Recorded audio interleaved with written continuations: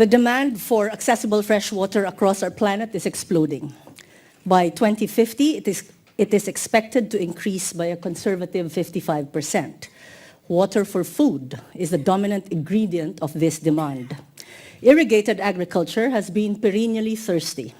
It accounts for 70% of the global freshwater take, and in developing countries, it withdraws as much as 90%. The efficient use of this water is vital, not just for securing our future food, but crucially also for securing our water future. Typically, efficiency gains in irrigated agriculture have been less than 1% per year from 1990 to 2010. We need a new paradigm where efficiency is king and food's water footprint shrinks dramatically. It is in this environment that Netafim has emerged as a game changer. It has pioneered the drip irrigation technology that radically improves water, energy, and labor productivity.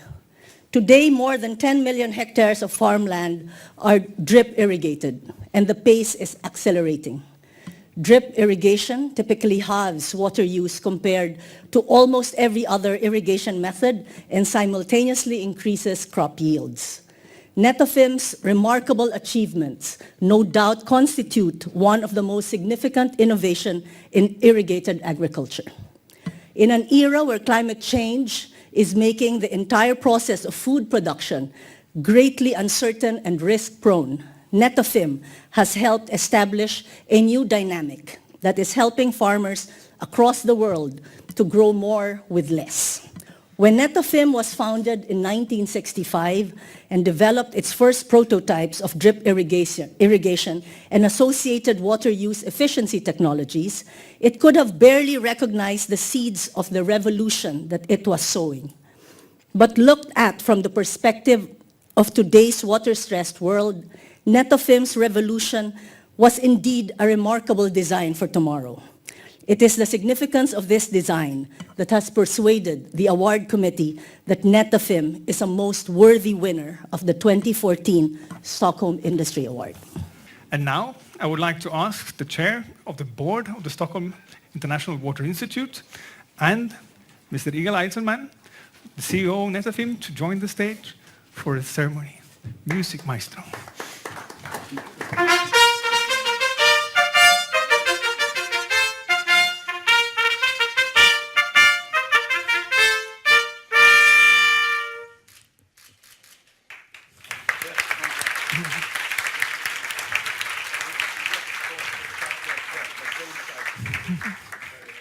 Distinguished members of the Stockholm Water Foundation and Stockholm International Water Institute, ladies and gentlemen, I am truly honored and humbled to accept the 2013 Stockholm Industry Water Award on behalf of Netafim's 4,000 employees and thousands of our colleagues and partners in over 110 countries across the globe.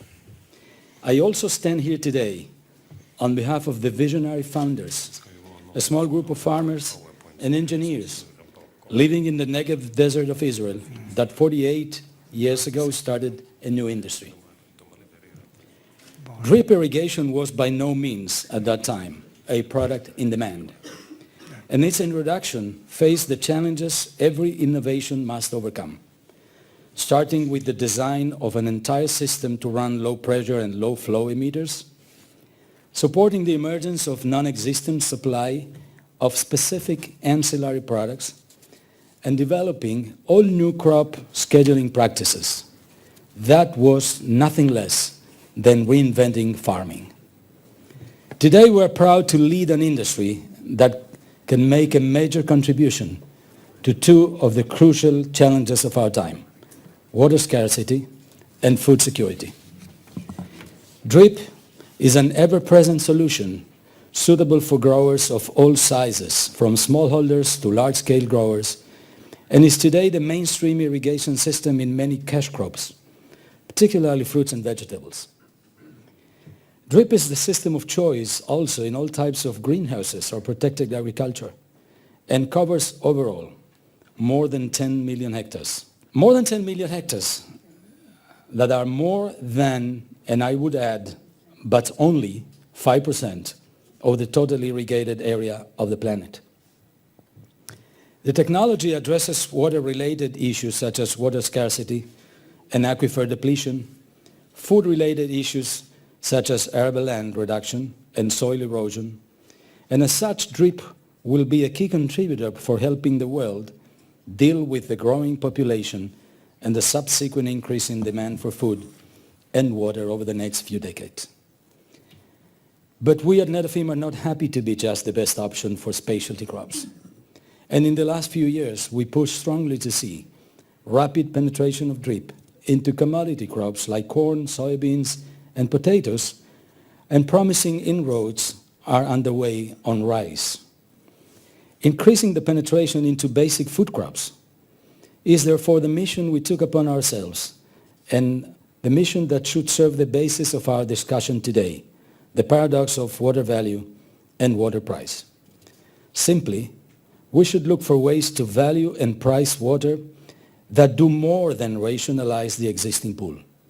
It is clear that achieving better results from water allocations and returns must look into ways to make the total pool bigger. This is what DRIP is about. To introduce the subject of our panel today, I want to share with you some thoughts on the subject of water value and price from our industry perspective.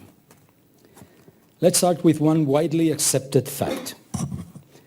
The total water consumption, we are told, is shared by the domestic sector 10%, the industrial sector 20%, and the agricultural sector the remaining 70%.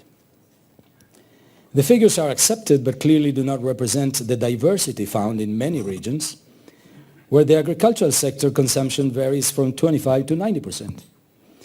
This data suggests a simple conclusion. Addressing water challenges cannot and must not overlook the use of water and irrigation.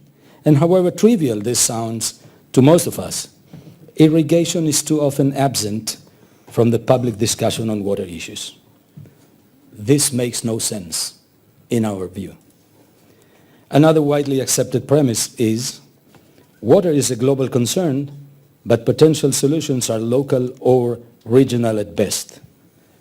Let's have a closer look at the implications of it. So let's have a closer look at the implications of the local or regional nature of the water problem.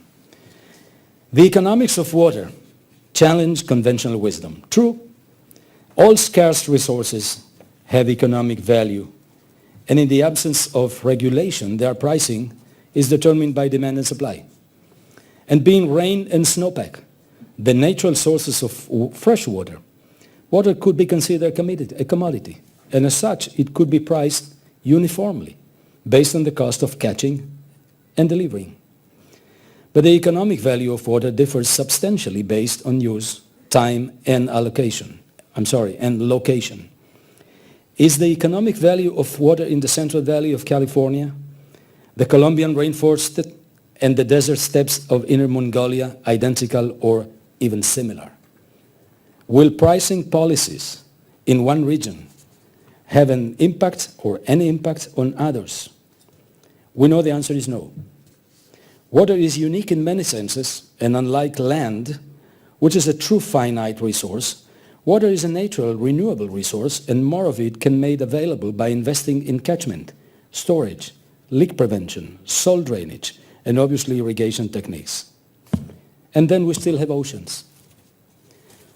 Pricing water, then, is a tool that can primarily help optimizing water allocation, but without regulation, the economic value of water can distort the basic needs of society.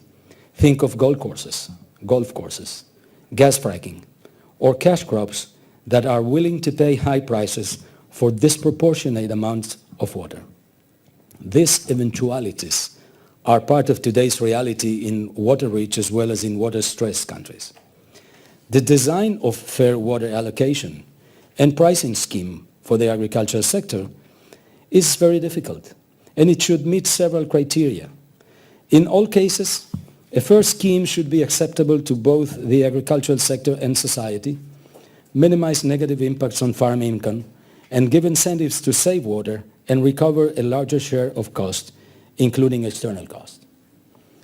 In many emerging or undeveloped countries, allocation follows the subsistence needs for minimum domestic consumption and food production, and pricing policies that support different goals vary accordingly and take into account local and regional circumstances regarding water use and water rights, water availability, farm sizes and crops grown, possible alternative crops and marketing channels, alternative technologies to save water, or change irrigation techniques and existing subsidies.